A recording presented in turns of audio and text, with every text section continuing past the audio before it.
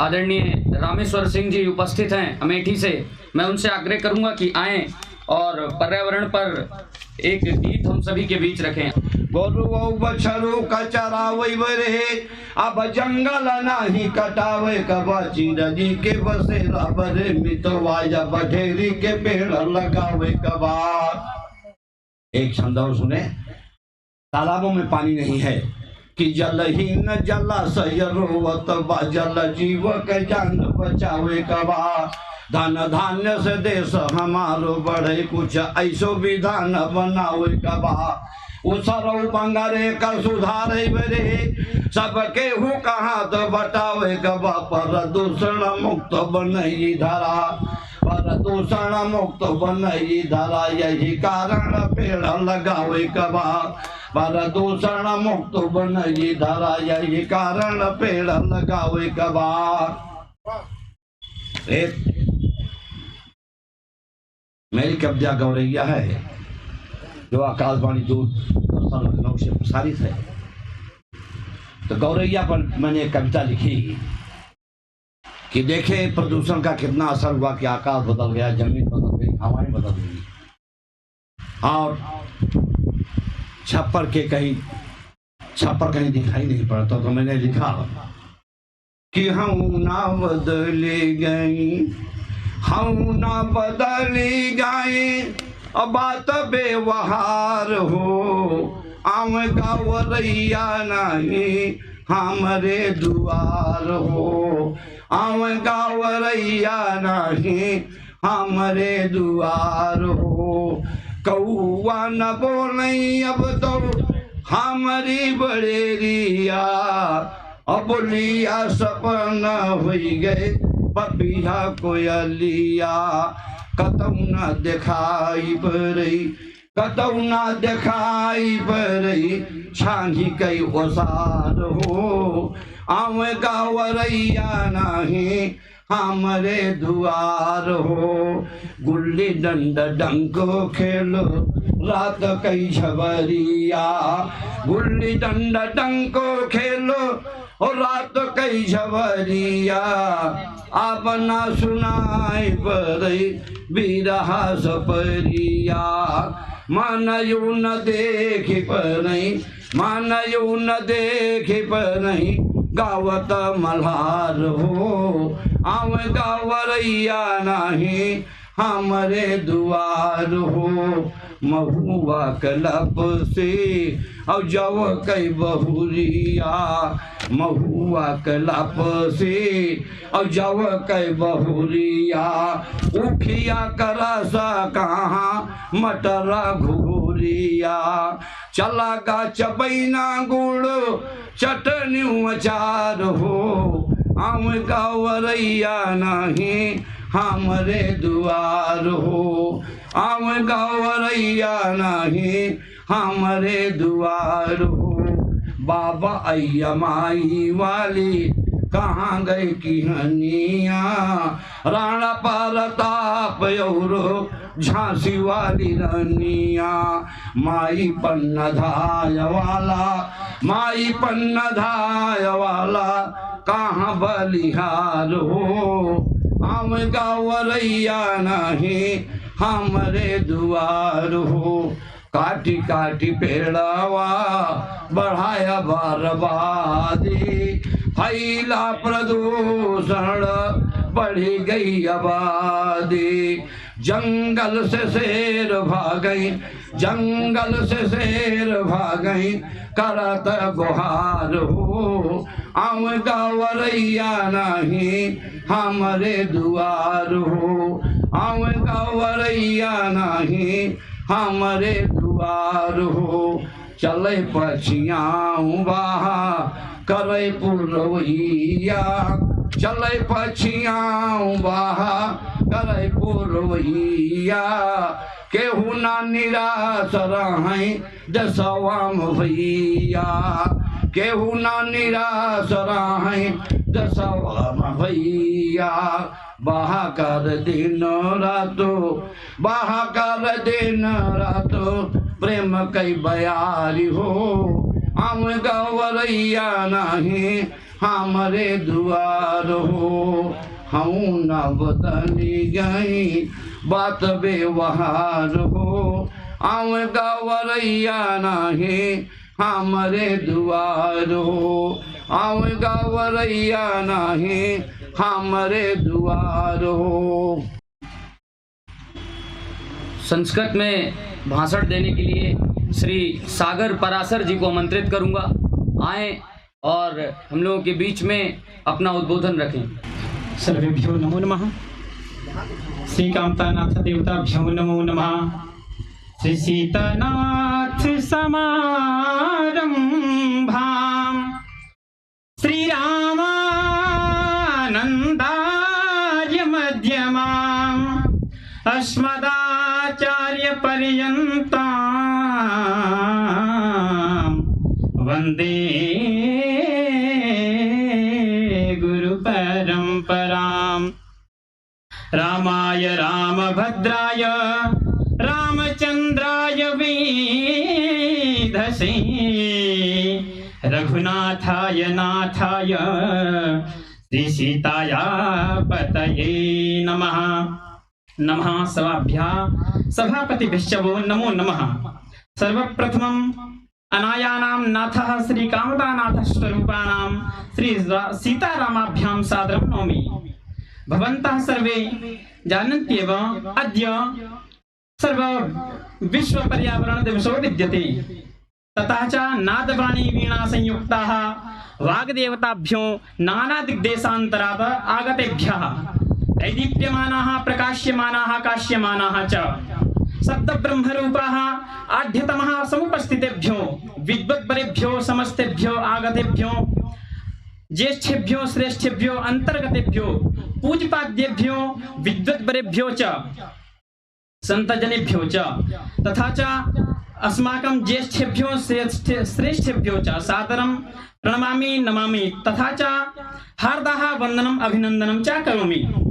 भवन्तः सर्वे जानन्त्येव अद्य जून मासस्य 5 दिनाङ्के सम्पूर्ण विश्वे विश्व पर्यावरण दिवस रूपेण मन्यन्ते। विदितमेव अस्माकं परितः भिन्न भिन्न परितानां गणितानां वनानां वृक्षाणां जीवजन्तु यत् यत् आपरणं प्राप्त सर्व पर्यावरणम् अतः सर्व संरक्षणार्थं वयः संकल्पयामहे।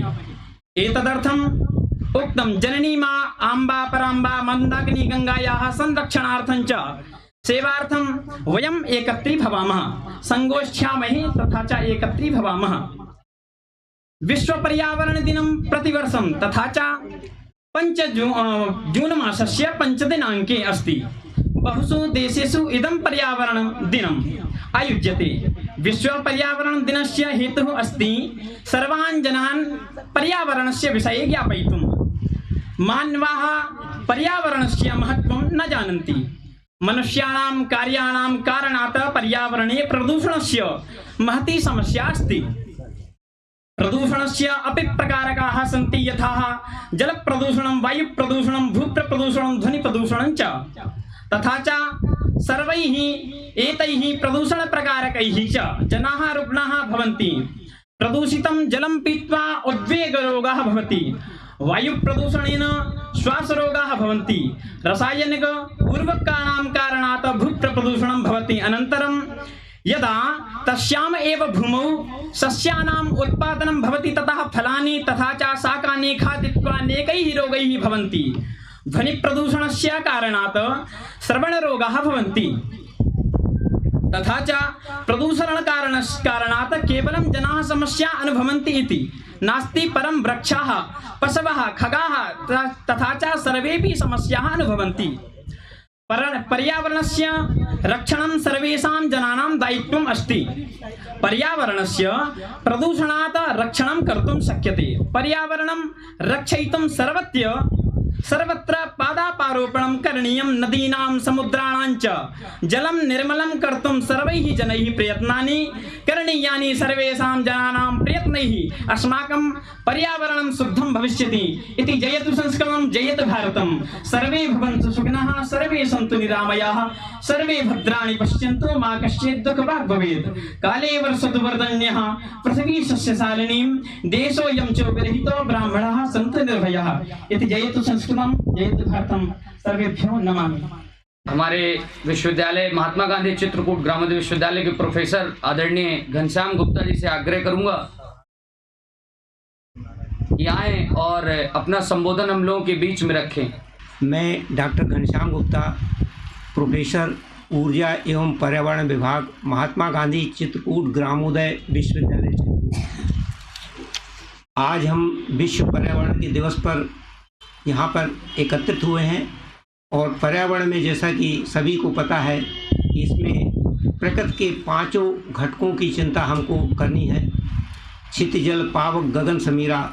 और यहाँ पर मुख्य रूप से हम लोग जल की चिंता, चूँकि जो चित्रकूट की जीवन रेखा है, पवित्र सल्ला है, मंदाकिनी, उस पर अत्यंत संकट के बादल मंडरा रहे हैं। तो निश्चित ही अगर हम उस पर समय रहते काम नहीं किया तो निश्चित ही हम एक अपनी बहुत बड़ी अमानत को खो देंगे। जल प्रकृति के 5 महाभूतों में से एक है। इसी कारण से सभी जीवधारियों को जीवित रहने के लिए जल की आवश्यकता होती है। कोई भी जीव बिना भोजन के जीवित रह सकता है, किंतु बिना पानी के उसका जीवन असंभव है। संभवतः ये कहा जाता है कि बिना पानी के 7 से लेकर के 15 दिन तक ही सामान्यतः एक व्यक्ति जीवित रह सकता है, उसके बाद उसका जीवन कठिन हो जाता है। हमारे शरीर में लगभग 70% जल होता है।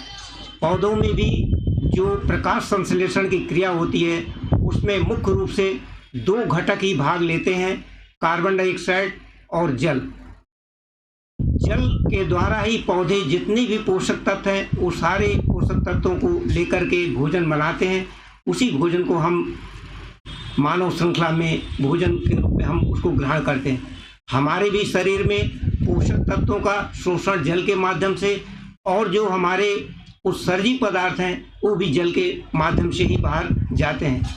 आयुर्वेद की भाषा में तो जल को थकान को दूर करने वाला, बेहोशी और प्यास को मिटाने वाला, खेदनाशक, बेवक्त आने वाली नींद को मिटाने वाला, आलस्य को भगाने वाला, तृप्तिकारक, हृदय का मित्र, शीतल, हल्का और अमृत के समान जीवन का सबसे बड़ा सहायक तत्व माना गया।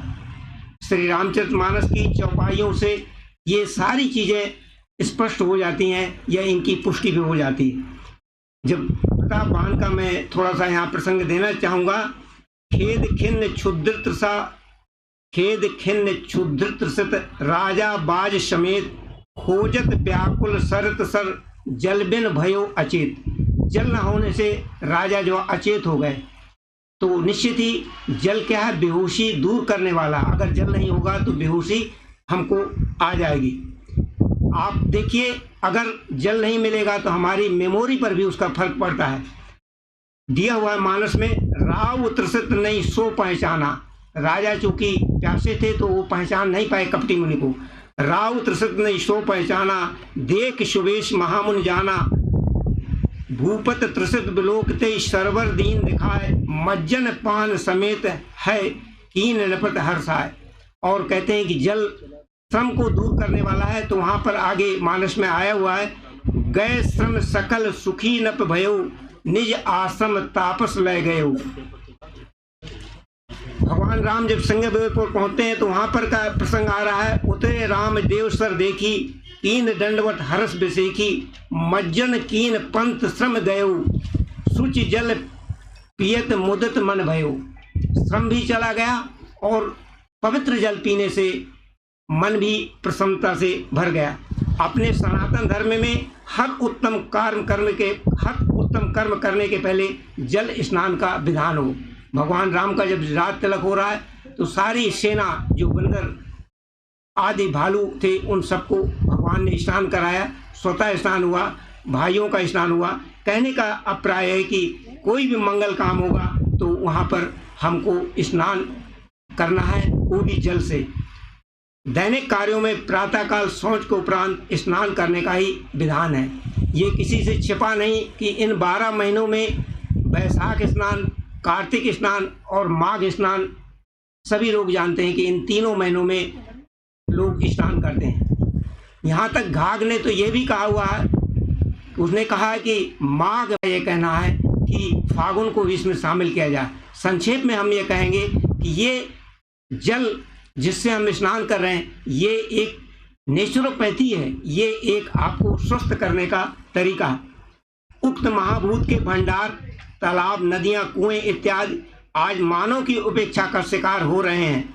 मानव ने इन सबको कूड़ा घर बना रखा है। चित्रकूट की जीवन रेखा, पवित्र सल्ला, मंदाकिनी की दुर्दशा सभी लोग देख रहे हैं। जहाँ तक उसके जल की गुणवत्ता का प्रश्न है तो वह किसी से छिपा नहीं।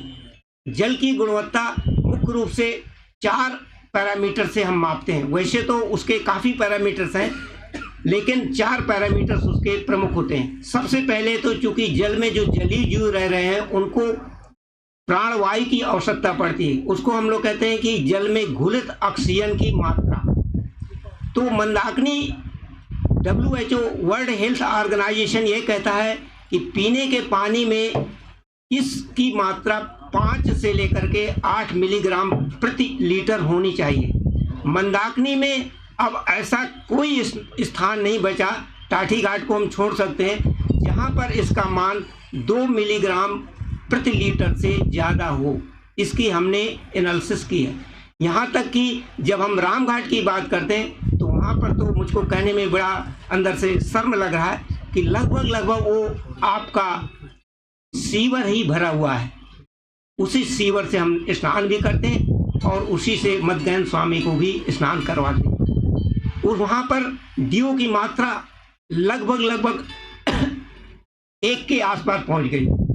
दूसरी चीज़ ये होती है कि घुलित ऑक्सीजन के अलावा एक होती है जैव रासायनिक मांग।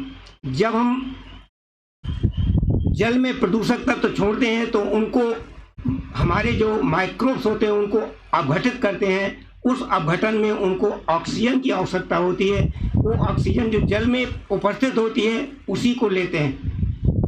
अर्थात अगर ज़्यादा प्रदूषक तत्व होंगे तो वहाँ पर मांग ज़्यादा होगी। इसकी मांग की लिमिट 3 मिलीग्राम प्रति लीटर रखी गई है, लेकिन ये मांग इस वक्त जो है रामघाट में 16 से लेकर के 18 मिलीग्राम प्रति लीटर पाई गई है।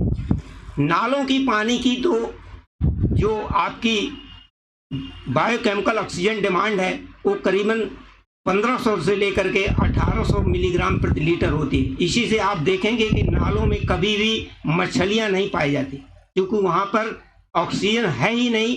तो जब उनको श्वसन के लिए ऑक्सीजन नहीं मिलेगी तो वो जीव वहाँ पर सर्वाइव नहीं कर सकते। तो पहला जो आपका घुलित ऑक्सीजन है वो लगातार स्तर उसका घट रहा है और जैव रासायनिक मांग जो है वो लगातार बढ़ रही है।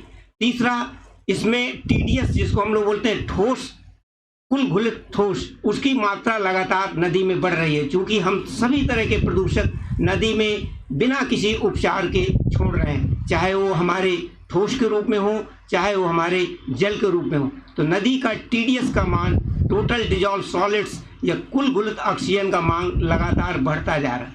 और सबसे ज़्यादा जो चिंता का विषय है, नदी के बंद होते स्रोतों के चलते नदी में प्रवाह बहुत कम हो चुका है। किसी भी नदी के सर्वाइवल के लिए उसमें एक पर्यावरणीय प्रवाह होता है। पर्यावरणीय प्रवाह का संक्षेप में आप ये समझें कि वह प्रवाह जिससे नदी का पर्यावरण स्वस्थ रहे, अर्थात उसके पर्यावरण में रहने वाली मछलियाँ, अन्य जीव, सारी चीज़ सर्वाइव करें। और ये नदी का, मंदाकिनी का जो पर्यावरणीय प्रवाह है ये 3 मीटर क्यूबिक प्रति सेकंड होना चाहिए, अर्थात 3000 लीटर प्रति सेकंड। 1991-93 में जब विश्वविद्यालय खुला था तब नदी का फ्लो 2700 लीटर प्रति सेकंड अर्थात पर्यावरणीय प्रवाह उस दौरान था। आज ये घट करके 300 से लेकर के 450 मिलीग्राम 450 लीटर प्रति सेकंड ही रह गया, अर्थात लगभग इसमें 10 गुना की कमी आई। और यदि यही गति चालू रही तो आगामी 30 वर्षों में, इन 30 वर्षों में 10 गुना हम कम कर चुके हैं। आगामी 30 वर्षों में अब तो चूंकि प्रोग्रेस या विकास बड़ी रफ्तार से चल रहा है, तो मैं नहीं समझता कि इसमें 30 साल लगेंगे, कम ही साल लगेंगे। और ये प्रवाह अगर 10 गुना और घट गया तो ये घट कर के मात्र 30 लीटर प्रति सेकंड रह जाएगा। और किसी भी नदी को डेड हम तब मानते हैं जब उसका प्रवाह 50 लीटर प्रति सेकंड से कम हो, अर्थात हम इसको कह सकते हैं कि हमारी नदी सूख चुकी है। आज हम सुबह स्फटिकशिला में सफाई कर रहे थे, तो जहाँ पर हाथियों के डूबने के बराबर पानी होना चाहिए, वहाँ कमर से पानी रह गया है करीबन 50% जगह पर। कुछ ही पोर्शन है जहाँ पर गहराई है, बाकी उसका कारण यह है कि नदी में लगातार हम प्रदूषक तत्वों को छोड़ रहे हैं, लगातार नदी में पोषक तत्व जा रहे हैं। इन पोषक तत्वों के जाने से नदी में शैवाल बहुत बढ़ रहे हैं, और शैवाल के बढ़ने से ये हो रहा है कि नदी का वाष्पोत्सर्जन के पानी का लॉस भी कर रहे हैं। और जब ये शैवाल मरता है, चूँकि इसकी लाइफ 1 साल रहती है, तो एक मोटा बेड नदी में छोड़ जाता है 1 से लेकर 1.5 फीट का, और इस तरह से नदी हमारी उथली होती जा रही। और स्वाभाविक रूप से आप केवल ये देख लें कि अगर नदी में कहीं पर शैवाल उगा हुआ है, इसका मतलब वहाँ नदी उथली है, क्योंकि वो जमीन से ही लगा हुआ है, वो पानी में तैर नहीं रहा। शैवाल की लंबाई कितनी होगी? हद में 1 मीटर, अर्थात अगर कहीं पर आपको शैवाल दिखाई दे रहा है तो निश्चित ही वहाँ पर गहराई नदी की 1 से 1.25 मीटर से ज़्यादा नहीं होगी। तो जहाँ पर नदी का स्फटिकशिला की अगर हम बात करें तो करीबन 8 फीट पानी कम हुआ है इन विगत 30 वर्षों में। तो इनके कारण अब हम इसमें क्या करें? और इतिहास साक्षी है कि हम चित्रकूट की 2 पवित्र नदियों को खो चुके हैं, पैशनी और सरयू। इसका कारण केवल यह है कि नदी के जो माता पिता होते हैं वो जंगल और पर्वत होते हैं। जंगल रेन वाटर, जो बरसात का जल होता है, उसका संग्रहण करता है, और पर्वत उसका संचय करता है, नदियाँ उसकी सप्लाई करती हैं। आज हम सुबह अनसुईया आश्रम में भी थे, वहाँ पर एसडीओपी साहब थे, रेंजर साहब थे, प्लस सीएमओ साहब थे। वहाँ पर आज बड़ी आपको खुशी की बात मैं बताऊँ कि बहुत सारे स्रोत वहाँ पर खोले गए। करीबन मैं समझता हूँ कि लगभग 6-7 स्रोत खोले गए, और उनमें 1-2 स्रोत तो बहुत ही काफ़ी स्पीड से आ रहे थे। कहने का प्राय केवल है कि हमारी जो मंदाकिनी है, ये किलहौरा के जो पर्वत से निकलती है, तो इसकी स्ट्रक्चर सती अनसुईया के पहले कंटिन्यूएशन में नहीं है। ये तालाबों जैसी स्ट्रक्चर है, जब वहाँ से निकलती है तो एक दहार भरी हुई है, फिर सूखा हुआ, फिर भरी हुई है। इसको पेरेनियल या बहुवर्षीय या लगातार जो बनाने का काम था वो सती अनसुईया आश्रम में था, क्योंकि इसके पीछे बहुत सघन वृक्ष थे, पर्वत थे, रेन वाटर की हार्वेस्टिंग होती थी, उसका संचयन होता था और नदी सप्लाई करती थी। उन सारी चीज़ों को, नदी के माता पिता को अगर हम नहीं बचा पाएंगे तो हम नदी को नहीं बचा पाएंगे। मानस में कई जगह आया हुआ है। एक छोटा सा मैं बताऊं, जब भगवान राम वाल्मीकि के आश्रम जाते हैं तो वहाँ पर दिया कि राम दीख मुनि बास सुहावन, सुंदर गिरि कानन जल पावन।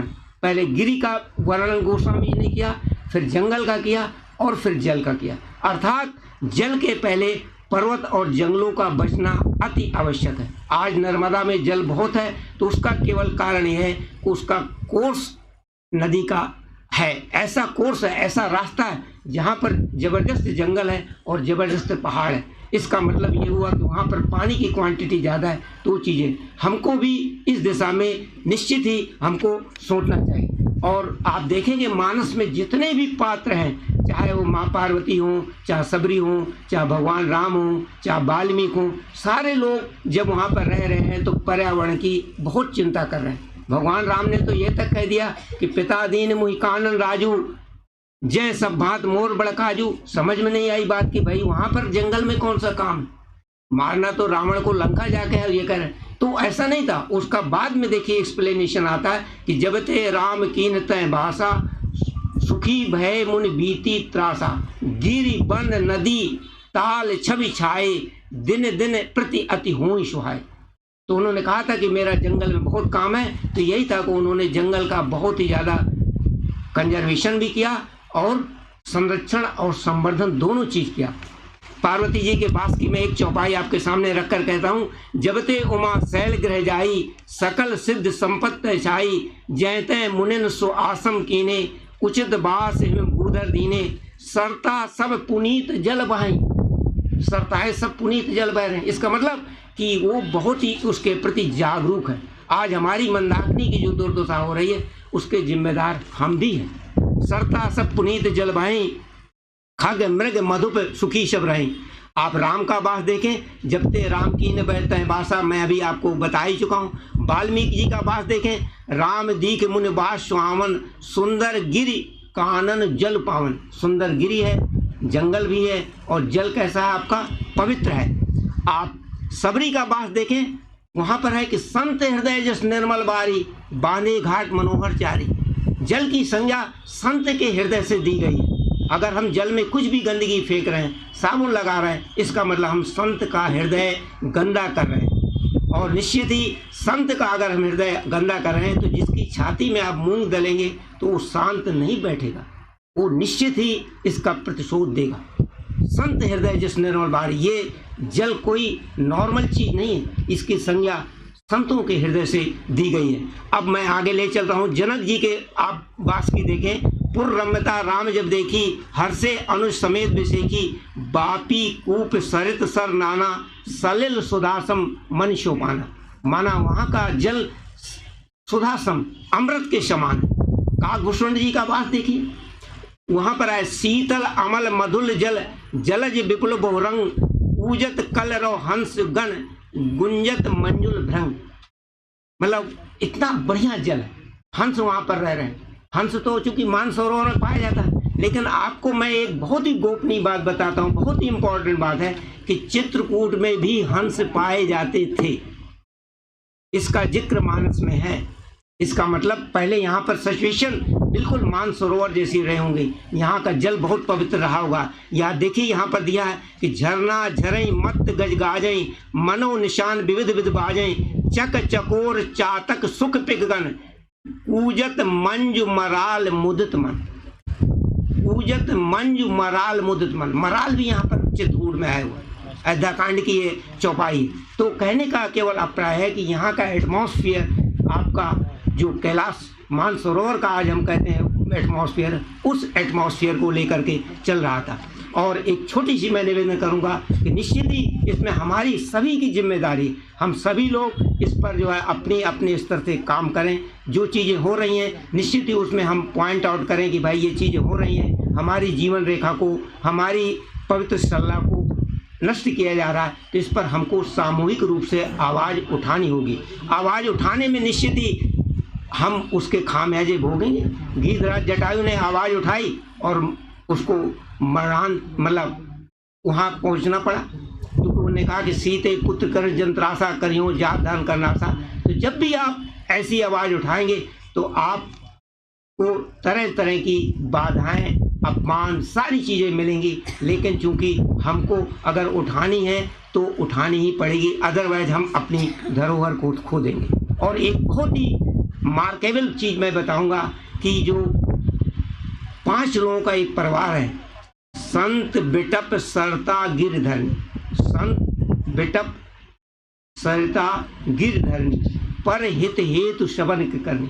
गोस्वामी तुलसीदास जी ने इन 5 को एक परिवार में रखा हुआ, और संत जो है परिवार का पहला मेंबर है, बड़ा भाई है। तो निश्चित ही बड़े भाई तो छोटे भाई की रक्षा करेंगे। मानस में आया हुआ कि रामे बंधु सोच दिन राती अंड कमट, कला राम को अपने भरत जी की उसी तरह सोच रहती जैसे कछुए को अपने अंडों में दिल रखा रहता। तो निश्चित ही इसमें हम सभी की भागीदारी होनी चाहिए। संत समाज हम लोगों को लीड करेगा। और आज बड़ी मुझे खुशी हो रही है कि पूज्य संत डॉक्टर मदन गोपाल दास जी ने इतना बढ़िया आयोजन किया। ये बड़ा ही समय अनुकूल ये चीज़ें हैं। और यहाँ पर चूँकि आप सभी लोग देख रहे हैं कि लगभग चीर हरण हो रहा है और सभी हम लोग शांत हैं, तो हमको थोड़ा अपनी शांति को खोलना पड़ेगा, अदरवाइज हम इसके फिर जब एक बार हम खो देंगे तब हमको बहुत मुश्किल पड़ेगा। और चित्रकूट के जितने भी विकास कार्य आएंगे उसमें संतों की भूमिका निश्चित होनी चाहिए।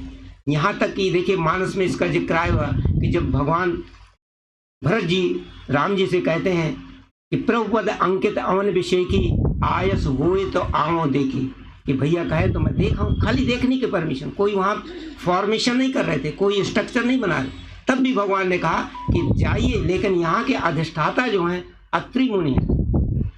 तात विगत भय कानन चरो अवश्य अत्र आयस अंसरो। तो यहाँ जो विकास के कार्य होंगे उनमें संत समाज का योगदान, उनका निर्देशन बहुत ही आवश्यक। आप देखें परिक्रमा में जबरदस्ती बढ़िया पत्थर लगे, लेकिन तोड़ करके वो कह रहे मोटे पत्थर लगाएं। अरे भाई पैसा अगर ज़्यादा है तो आप इसके बहुत सारे काम कर सकते हैं। हमारी जो नदियाँ सूख चुकी हैं, सरयू और पैशनी, अगर उनके रास्तों पर हम बड़े बड़े चेक डैम बनवा दें तो दोनों आप सरवाइव कर सकते हैं।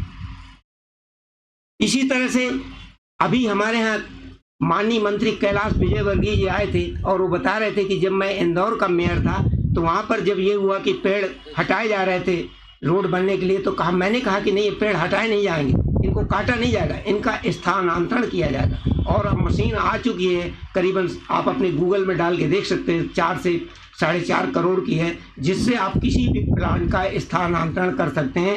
एक प्लांट के स्थानांतरण में करीबन 50,000 रुपये लगते हैं। अगर बड़ा प्लांट होगा तो 1 लाख लग सकते हैं, 2 लाख लग सकते हैं। और अगर ये ट्रांसप्लांटेशन बरसात के दिनों में किया जाए तो इसमें 100% सफलता मिलेगी। तो हमारा जो रोड अभी आगे की तरफ यहाँ पड़ा हुआ है, इस तरफ जब जाएगा पीली कोठी की तरफ, जिसके पेड़ अभी नहीं कटे हैं, तो उनमें हम लोग ये मांग कर सकते हैं कि इन पेड़ों को मत काटिए, इनकी अवरदा 100 साल 150 साल है, इनको आप स्थानांतरित करके किसी उचित जगह में लगा दें और ये जो पैसा है इसका काम इसमें कर सकते हैं। मंदाकिनी के जो ये कहते हैं कि घाट कट रहे हैं, किनारे कट रहे हैं, तो घाटों का निर्माण अति आवश्यक है। तो बहुत अच्छा ये है कि हम केवल उसमें बांस का रोपण कर दें। बांस का रोपण करेंगे, कटान भी आपकी रुक जाएगी, और जो हमारे जल स्रोत बंद हो रहे हैं, वाटर का फ्लो नदी में कम हो रहा, वो आपकी प्रॉब्लम सॉल्व हो जाएगी। तो ये सारी चीज़ें हम लोग जो सोच समझ कर करेंगे, तो हम लोग कहते हैं ना कि आजकल ये चलता सतत विकास, क्योंकि हर विकास के पीछे विनाश चलता है, लेकिन सतत विकास, लगातार विकास का मतलब ये होता है कि जब हम कोई भी काम बहुत ही बुद्धिमानी से करते हैं तो निश्चित ही हम सतत विकास की तरफ ही चलते हैं, उसमें विनाश की चीज़ें नहीं आती। तो बस मैं इतनी बात रख करके अपनी वाणी को विराम देता हूँ। समस्त लोगों को हृदय से प्रणाम करता हूँ, संत जनों के चरणों में प्रणाम करता हूँ।